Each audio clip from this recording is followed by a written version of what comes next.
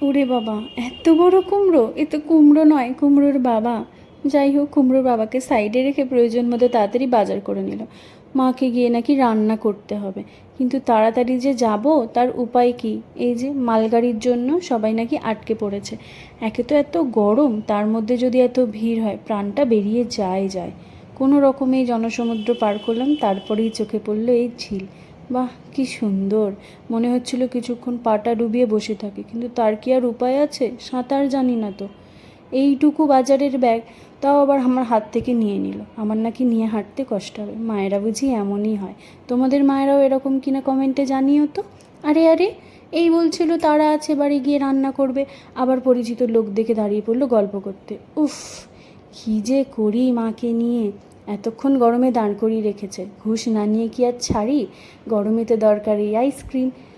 আমি নিলাম আর মাকেও দিলাম। দেখো মা কত খুশি, তাই না? বাড়িতে এসে দেখি মায়ের রান্নার ছুটি, তাড়াতাড়ি করে আসাটাই আমাদের বৃথা। বাপির বন্ধু নাসির জেঠু নাকি ঈদের জন্য খাবার দিয়ে গেছে, সিমাই, লুচি আরও কত কী। এই দিয়েই আজকে ডিনারটা সারবো।